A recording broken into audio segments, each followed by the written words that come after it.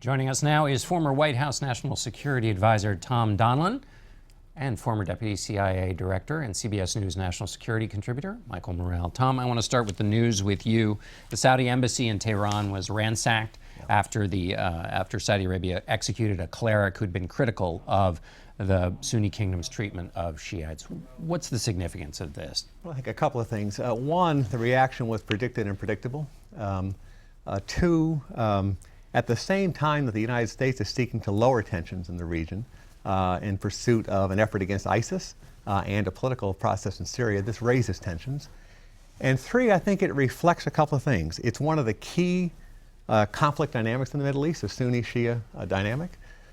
It reflects, I think, how Saudi Arabia sees the threat both internally in Saudi Arabia and the kingdom, but also externally. And it needs to be said that Iran is a principal force for destabilization in the region. And Iran looks around at what Saudi Arabia looks around and sees what Iran is doing in Beirut and in Damascus and in Sana'a and in Baghdad and feels, I think, a threat.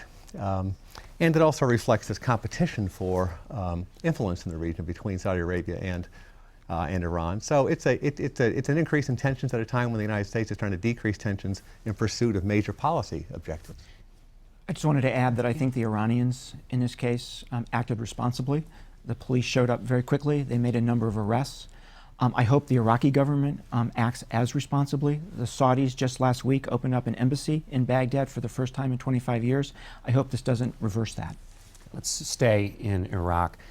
Ramadi has been retaken or partially retaken by Iraqi forces. Why is that so important? Retaken from ISIS, which took it in May. Why is that important? It's important for two reasons, John. The first is what was taken from ISIS, and the second is who took it. In the what was taken, right, this is a strategically significant city, the largest city in Anbar province, the capital of Anbar province, where the Sunnis in Iraq live, on the strategic road to Syria, on the strategic highway to Jordan, 70 miles from Baghdad, an embarrassment to the Iraqi government when they lost it 7 months ago. So what was taken is of significance. And then the who took it, right? All of the gains to date in Iraq have been by the Kurds or by Shia militia. In this case, it was Iraqi security forces. Yeah. Tom, will we look back on this and say this was a turning point for the reasons Mike outlines? Oh, well, I think it's important progress, no doubt about that, and a part of continuing progress against ISIS, where they've lost about 30% of the territory that they had at the height of their sweep across Iraq. But I think it also needs to be put in some perspective as well. Number one, we have a long way to go. This operation took 8 months, 630 or so U.S. airstrikes, a tremendous amount of support for the Iraqi security forces in pulling this off. Second, it's a smaller city. It's an important city, as Michael said. It's the capital, the provincial capital in Anbar. But the next phase is Mosul, perhaps, as the Iraqi Prime Minister said. And Mosul's 5 times as big as Ramadi. And third, there are challenges in Ramadi. We'll have to provide security. The Iraqis have to provide security. People need to know if they come back there, they're going to be secure. We'll need to see reconstruction. The United States and other countries have pledged $50 million for reconstruction. And most importantly, we need to see progress towards inclusion of Sunnis in Anbar politically in Iraq. Mike, there was a story by Karen DeYoung in the Washington Post this week about the president being frustrated that his ISIS strategy, the countering of ISIS strategy, was not getting the kind of public relations explanation that he wanted, and that he was getting a bad rap for things. What do you make of that argument, that this is a communications failure more than an actual failure on combating ISIS? And secondarily, how has the fight against ISIS picked up since, in the last 2 months? So I think what you're likely to see, John, over the next year is without a diplomatic settlement in Syria, I think what you're likely to see is a growing gap between success in Iraq militarily. It looks like the Iraqi security forces are beginning to get their act together. That's very important. They do face challenges, as Tom has said. So a growing gap between success in Iraq and a lack of success in Syria. So I think that's where the diplomatic focus needs to be, the military focus needs to be in Syria going forward. There's no doubt that the Iraqi security forces are improving in terms of their capability. We saw that in Ramadi. And I think progress can be made against ISIS militarily. And indeed, I think it's critical in 2016 that the United States and the coalition of some 60 countries who are facing off against ISIS break the narrative of success. That's the key recruiting tool that this group has around the world. And that's important because this group, and I do think we'll make serious progress against them in 2016, they have metastasized. They're kind of indiscriminate franchisers, right? And we've seen them present real challenges around the world, including in places like Libya, which I think will end up being challenges for us going into 2016. Let me ask you, Tom, about that metastasization question. People have had some difficulty putting ISIS in context. Marco Rubio calls it a clash of civilizations between radical Islam and the West. Others have said, no, this is just a fight against a big group, ISIS, which needs to be taken care of, but it doesn't have that kind of cultural breadth. Help us put this into some frame. Well, it's a unique challenge, I think, in some ways an unprecedented challenge. It has controlled territory. It's an insurgency in Iraq. It threatened the Iraqi state.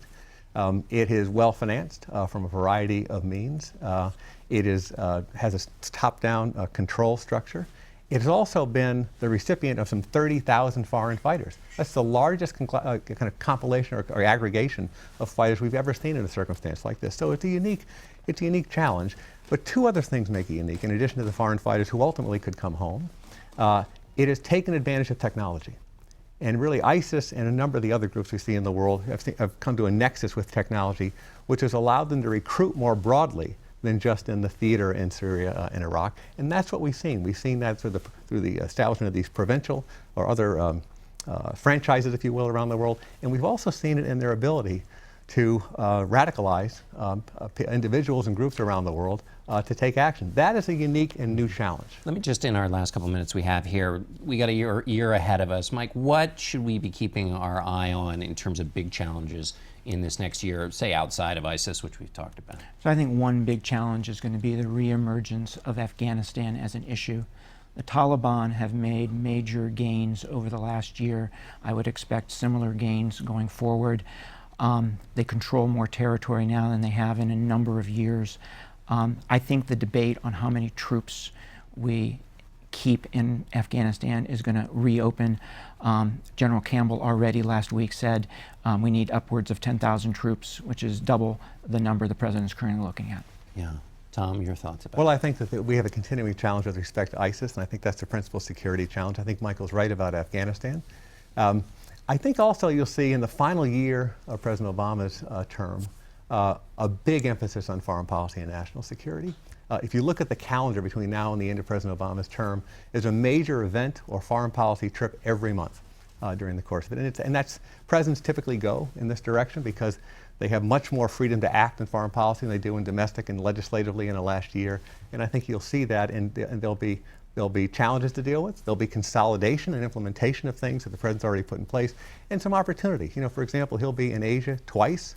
He'll have Asia-related events 4 times. He's seeing President Xi 3 times in order to try to consolidate the Asia rebalance. Mike, quickly, last 30 seconds. Reports of the U.S. spying on Israeli officials.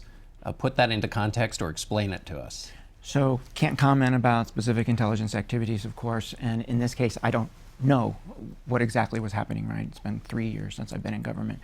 But I'd say a couple things. One is we're looking at 2 different issues here. One issue is a decision to spy perhaps on a leader of an ally, right? That's a decision that's made at the highest levels of our government. That's where it should be made. And I would say that we should always keep open the option of being able to spy on anybody when it's in our national security interests. The second issue is how information with regard to Netanyahu's discussions about his relationship with the U.S. Congress are handled by the intelligence community. There are very specific rules about that, and the Congress is looking into whether those rules were followed in this case. All right, Mike Morell, thanks so much, Tom Donilon. We'll be back in a moment.